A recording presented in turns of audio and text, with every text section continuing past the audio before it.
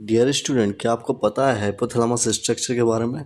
बहुत ही important topic है और इस साल देखिएगा ये यूनिट 2 से ये क्वेश्चन आपको आना ही है, कहीं नहीं जाएगा। अगर आप इस चैनल पर बने रहिए, आप पूरा वीडियो को ध्यान से देखिए और समझिए इसमें स्ट्रक्चर किस के साथ मैं समझा रहा हूँ, ठीक है।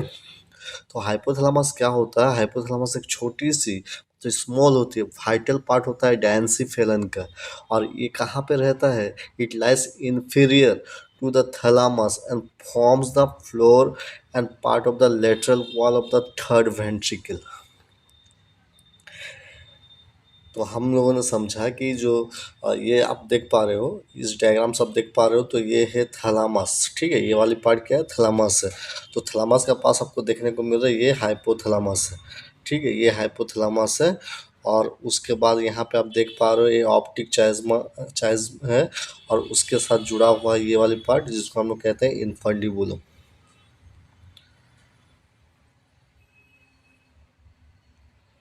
तो हम यहाँ पे देखते हैं लोकेशन एंड रिलेशनशिप को देखते हैं। तो ये जो होते हैं पार्ट ऑफ डायंसिफिलन है, ये सिचुएटेड रहता है बिलो द थैलामस। आप देख पा रहे हो ये है थैलामस। थैलामस के नीचे में आपको क्या हाइपोथैलामस देखने को मिल रहे हैं, ठीक है। ये फॉर्म्स करता है floor and a part of lateral wall of the third ventricle anteriorly related to optic chiasma. यहाँ पे आपको ये ऑप्टिक चश्मा देखने को मिल रहे हैं, ठीक है। इसका जस्ट यहाँ पे ये वाली पार्ट,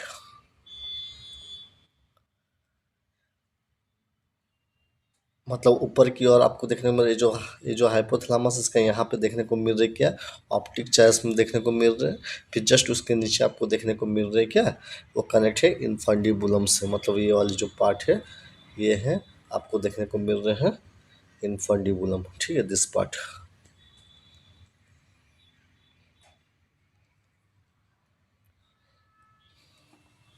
अब आ जाते हैं यहाँ पे एनाटॉमिकल सब डिवीजन के बारे में समझते हैं। हाइपोथैलेमस जो है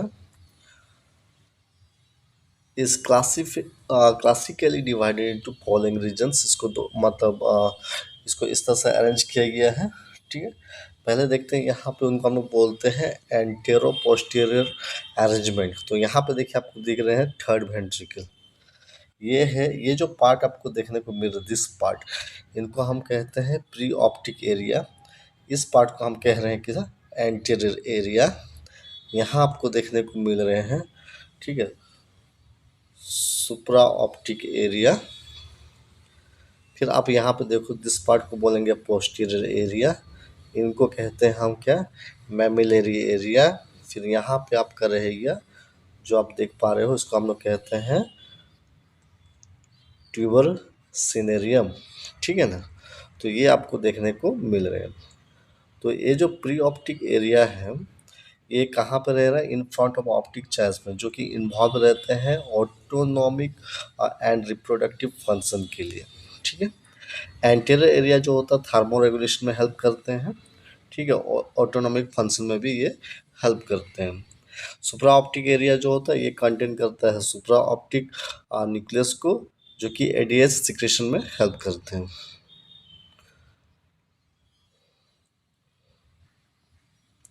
इसके अलावा यहाँ पे एक है आपका डोर्सो मिडियल न्यूक्लियस, जो कि आपको ये जो होता है मिडियल टू थर्ड वेंट्रिकल, ये इन्वॉल्व रहते हैं।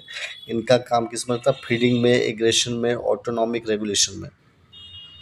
पोस्टीरियर एरिया जो आप देख पा रहे हो, ठीक है, तो ये भी ऑटोनॉमिक फंक्शन में हेल्प करते हैं, हार्ट का कंजर्वेशन में हेल्प कर रहे हैं, ठीक है। मेमोलरी एरिया में मेमोलरी बॉडीज पोस्टीरियरली इन्वॉल्व होता है। मेमोरी सर्किट्स, मतलब याद करने के लिए जो क्षमता बढ़ता है वो सब जो भी मेमोरी से रिलेटेड है वो मेमोलरी एरिया में हेल्प वो होता है, ठीक है। और ये जो इनफंडिबुलम होता है वो तो जुड़ा हुआ पिट्यूटरी रेगुलेशन के लिए, ठीक है। यहाँ पे आपको देख पा रहे हो ट्यूबर सिनेरियम जो होता है वो पिट्यूटरी को रेगुलेट करने के लिए जुड़ा हुआ रहता है। यहाँ इनफंडिबुलम के साथ लिंक रहता है जो कि पिट्यूटरी को रेगुलेट करने के लिए हेल्प करता है। तो ये था एनाटॉमिकल पार्ट को हम लोग देखें, है ना। एनाटॉमिकल सब डिवीजन में देखिए। अब हम लोग थोड़ा सा आ जाते हैं, तो हम लोगों ने उनका लोकेशन को देखा, एनाटॉमिकल स्ट्रक्चर को देखा। इसके अलावा तीसरा जो है वो हम देखेंगे, ठीक है। स्ट्रक्चरल कंपोनेंट्स जो कि ग्रे मैटर होता है, ठीक है।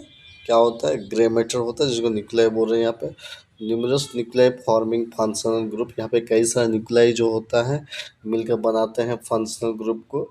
मेजर न्यूक्लियाई अभी अभी मैंने नाम लिया था सुप्रा ऑप्टिक, ठीक है, एक का नाम मैंने लिया था। इसमें होता है पारा वेंट्रिकुलर होते हैं, सुप्रा चायस्मेटिक होता है, वेंट्रोमीडियल होते हैं, डोर्सोमीडियल होते हैं, लेटरल हाइपोथैलेमिक होता है, आर्क्यूएड होते हैं, मेमिलरी बॉडीज होते हैं जो कि पोस्टीरियर पार्ट में होता है। आप यहाँ पे भी ये जो आप देख पा रहे हो हाइपोथैलेमस, इसमें आपको ये वाली जो पार्ट है ये आपको दिख रहा है थर्ड वेंट्रिकल। यहाँ पे आपको दिख रहे हैं थैलेमस। इस पार्ट को हम लोग कह रहे हैं, इस पार्ट को हम कह रहे हैं क्या? Lateral wall of third ventricle. और ये वाली पार्ट जो हो गए, ये पार्ट जो हुआ वो हमारा हाइपोथैलेमस वाला पार्ट हो गया, ठीक है। इसके बाद यहाँ पे आपको देख पा रहे हो पिट्यूटरी ग्लैंड यहाँ पे है। इनफंडिबुलम भी आपको देखने को मिल रहे हैं, ऑप्टिक चैस में देखने को मिल रहे हैं। वाइट मैटर में क्या बता रहे हैं यहाँ पे? माइलिनेटेड फाइबर्स कनेक्टिंग करता है किसका साथ? Nuclei with in hypothalamus and with other brain region. Third ventricle hypothalamus form करता था floor and part of the lateral wall. तो अब आ जाते हैं यहाँ पे की पॉइंट्स की बात करते हैं यहाँ पे। Hypothalamus is the chief centre for autonomic nervous system and endocrine regulation. Hypothalamus जो होता है मेन सेंटर होता है ऑटोनॉमिक नर्वस सिस्टम, जिसको एन एस कहते हैं, एएनएस कहते हैं। ऑटोनॉमिक नर्वस सिस्टम के लिए एक मेन सेंटर होता है और एंडोक्राइन को कंट्रोल करने के लिए भी मेन सेंटर होता है। ये मेंटेन करता है किसको? होम्योस्टासिस को, जिसके वजह से क्या होता है? बॉडी का टेम्परेचर कंट्रोल में रहता है। हंगर जो होता है, भूख लगना, ये सब जो प्यास लगना, ये सब, नींद आना, सर्केडियन रिदम हुआ, इमोशनल बिहेवियर, एवरीथिंग जो होता है किसके द्वारा कंट्रोल होता है? हाइपोथैलेमस के द्वारा। ये जुड़ा हुआ नर्वस सिस्टम के साथ, और साथ में ये जुड़ा हुआ पिट्यूटरी ग्लैंड से भी, ठीक है। तो वेल हम लोगों ने ये चीज़ देखा। अभी थोड़ा ये समरी में देख लेते हैं। तो हम लोगों ने क्या पढ़ा अभी तक कि हाइपोथैलेमस जो होते हैं एक डायंसिफेलिक स्ट्रक्चर होता है जो कि थैलेमस के नीचे में रहता है, और ये फॉर्म करता है floor and a part of wall of the third ventricle. It contains करता है न्यूक्लियाई जो कि ग्रे मैटर होता है, वाइट मैटर होता है, और इनमें बहुत सारा हम लोग देखे कि डिस्टिंक्ट रीजन भी होता है जो कंट्रोल करता है autonomic endocrine and behavioural function को, जो कि ज़िंदगी जीने के लिए बहुत ज़रूरी है। तो यस, अगर आपको मेरी वीडियो पसंद आ रही है तो प्लीज़ वीडियो को लाइक कीजिए, शेयर कीजिए अपने दोस्तों को, ठीक है। और थोड़ी सी कोशिश कीजिए लाइव आइए। अगर आप लाइव नहीं आ पा रहे हो रात को, तो आप जो भी वीडियो मैं अपलोड कर रहा हूँ तो उनको ज़रूर मतलब वहाँ पे कमेंट बॉक्स में मेंशन कर दीजिएगा। हाँ, जो भी एमसीक्यू मैं दे रहा हूँ उनमें आप देखिएगा, ऑप्शन दिए होंगे, तो वो आंसर आप जब भी आप आते हो देखोगे मेरे चैनल पे तो आप ज़रूर वहाँ पे कमेंट दीजिए, ठीक है।